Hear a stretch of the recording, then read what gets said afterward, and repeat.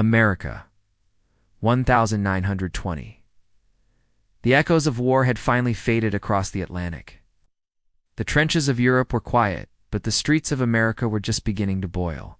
It was a year of transformation, of smoke-filled factories rising into steel skies, of Model T Fords rattling down cobblestone alleys, and of jazz spilling from smoky clubs in New Orleans all the way up to Harlem.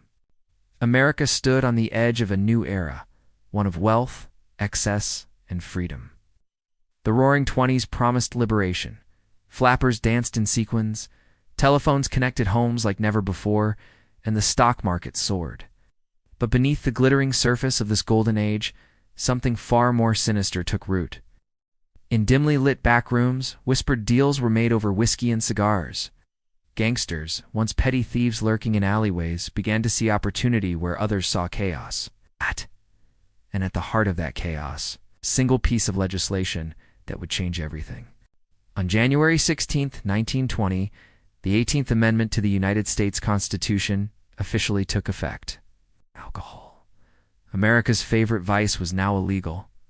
Politicians hailed it as a moral crusade, a noble effort by temperance advocates to purify society. Churches rang their bells, mothers cheered. But behind closed doors, bootleggers grinned, because what they knew, and what Washington refused to understand, was that banning alcohol didn't stop people from wanting it. If anything, it made them want it more. Prohibition wasn't just a law. It was an invitation. An open door to corruption, violence, and empire building under the cover of darkness. And the men who walked through that door, they came not from boardrooms or country estates. They came from the slums of Sicily, Naples, Calabria, hungry, hardened, and ready to build a kingdom out of chaos. The Empire of Shadows. These weren't your average thugs. They were immigrants, many from Sicily, Naples, and Calabria, who came to America with nothing but hunger in their bellies and fire in their souls. They arrived speaking broken English, dressed in threadbare coats, and carrying dreams too big for the steerage decks of immigrant ships. They found no welcome mat in the land of opportunity. Instead, they were met with prejudice, poverty, and the cold indifference of a nation that saw them as outsiders. But in the shadows of the cities, in the tenements of Brooklyn, the docks of Chicago, the alleys of Little Italy, they carved out a life for themselves. Before Prohibition, these men scraped together a living through petty crime, protection rackets, gambling rings, loan sharking. They were small-time operators in a crowded criminal marketplace. But when the Volstead Act slammed the door shut on legal alcohol, it opened a vault for those willing to break the law. Bootlegging became the most profitable black market enterprise in American history, and the Mafia. They organized it like a Fortune 500 company. No longer just street-level gangsters, they became distributors, wholesalers, and retailers of America's most coveted commodity. They smuggled Canadian whiskey across the Detroit River, brewed beer in hidden basements, and ran rum from the Caribbean through Florida ports. Their operations grew so vast that they needed infrastructure. Warehouses, trucks, bribes, and muscle. They created supply chains that stretched from coast to coast, protected by layers of secrecy, loyalty, and fear. And with every case of liquor sold illegally, their power grew. The rise of the kingmakers. Nowhere was this transformation more visible than in Chicago, where a young Italian-American named Alphonse Gabriel Capone rose from obscurity to become the most feared man in America. Born in Brooklyn in 1899 to poor Neapolitan immigrants, Al Capone started his career under the tutelage of Johnny Torrio, a savvy gangster who taught him the value of discipline, diplomacy, and deadly force. By the time he moved to Chicago, Capone was already hardened by violence, ready to take over the city's South Side operations. But it wasn't until Prohibition that Capone truly came into his own. He controlled hundreds of speakeasies, breweries, and distilleries. He bribed politicians, judges, and police chiefs. His network stretched from Detroit to Miami, and his influence reached deep into the pockets of America's elite. To the public, he was a paradox, a killer who donated turkeys to the poor, a monster who smiled for photographers. To his enemies, he was a butcher. To his rivals, he was a king. And on February 14, 1929, he sent a message that would echo through history. The St. Valentine's Day Massacre. 7 men lined up against a wall in a garage on Clark Street and executed in cold blood was not just a hit, it was a declaration of war. Capone had eliminated the competition, and in doing so, he cemented his place as the undisputed boss of bosses. But even Capone could not escape the long arm of the law forever. Though bullets couldn't bring him down, paperwork could. In 1931, he was finally convicted. Not for murder, but for tax evasion. Still, by then, the damage, or rather the foundation, was already laid. The Mafia had proven it could operate like a business. And businesses, once established, are hard to kill. The birth of the 5 families while Capone ruled Chicago. Another revolution was brewing on the East Coast. In New York City, the beating heart of organized crime. Here the Mafia evolved from loose gangs into structured families. 5 dominant groups emerged, each with its own territory, rules, and code of honor. These were the Bonanno, Colombo, Gambino, Genovese, and Lucchese families. The foundation of modern American organized crime. At the center of this transformation stood Charles Lucky Luciano, a visionary unlike any mobster before him. Luciano wasn't interested in short-term gains or reckless violence. He wanted power, yes, but also order. He envisioned a national syndicate, a corporation of crime that could operate across state lines without internal wars tearing it apart. He allied with Jewish gangsters like Meyer Lansky and Bugsy Siegel, forming what became known as the National Crime Syndicate, a coalition that brought structure to chaos, profit to paranoia, and legitimacy to the illegitimate.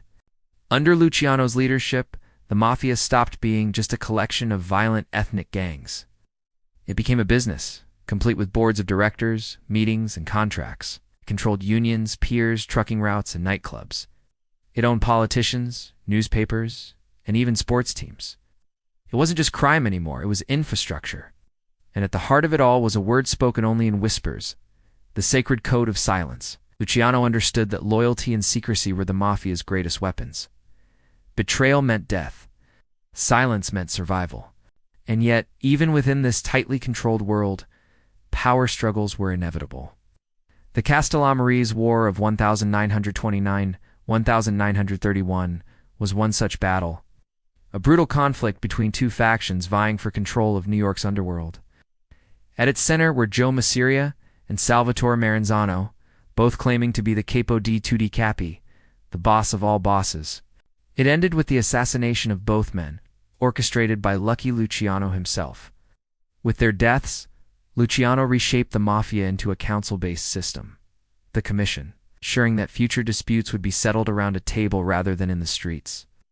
But peace, in the world of organized crime, is always temporary. Over the decades, the Mafia would evolve again and again, expanding into narcotics, labor racketeering, and even Hollywood. It infiltrated construction, restaurants, and financial institutions. It whispered in the ears of senators and shook hands with celebrities.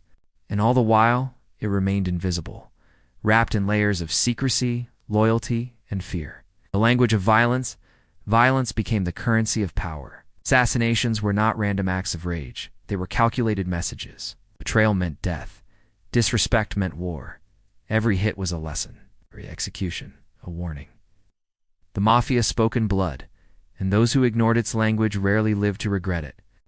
In Chicago, Capone's war with the North Side Irish gang led by George Bugs Moran culminated in the infamous St. Valentine's Day Massacre, a chilling display of precision and brutality that shocked the nation.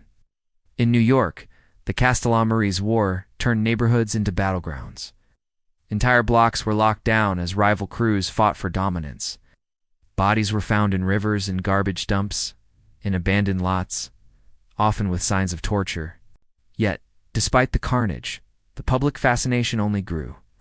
Newspapers covered mob hits like sporting events. Gossip columns debated who betrayed whom. Some saw the Mafia as villains, others as anti-heroes, enforcing order where the government failed. Speakeasies continued to thrive, run by men who answered to no law but their own. Politicians looked the other way in exchange for campaign donations. Police officers pocketed envelopes stuffed with cash. Judges signed rulings in return for favors. Corruption spread like wildfire, and the flames were fueled by alcohol. Aftermath. When Prohibition ended but the empire stayed by 1933, Prohibition was repealed with the passage of the 21st Amendment. Americans could legally drink again. But the damage, or perhaps the opportunity, had already been done. The Mafia was no longer just a group of bootleggers. It had become a permanent fixture in the American underworld. Bootlegging had been the training ground. Now came the real empire. Gambling dens flourished in places like Las Vegas and Havana. Drug trafficking grew with the influx of opium from Asia and heroin from Europe. Labor unions were infiltrated, extorted, and controlled, and the FBI? For decades it refused to believe the Mafia even existed. J. Edgar Hoover denied its presence in America until well into the 1950s. Meanwhile, the five families continued to grow richer, more powerful, and more elusive. Even after the infamous Appalachian meeting in 1957, where dozens of mobsters were caught red-handed, the Mafia adapted, learned, and survived. Trials followed. Informants came forward. Laws were passed. But the roots of the Mafia had gone too deep. Legacy in the shadows today, the Mafia may not rule the streets like it once did, but its legacy remains. In movies, books, and documentaries, its myths live on. Names like Capone, Luciano, Gotti, and Gambino are still whispered with equal parts awe and dread. Its fingerprints can still be found in politics, entertainment, and finance. Its language continues to shield secrets from the light. Prohibition was meant to save America from itself. Instead, it created monsters. Monsters who thrived in the dark, who fed off chaos, and who built empires on the bones of laws designed to destroy them. And in the end, they didn't just survive Prohibition. They rose from it, and they never looked back.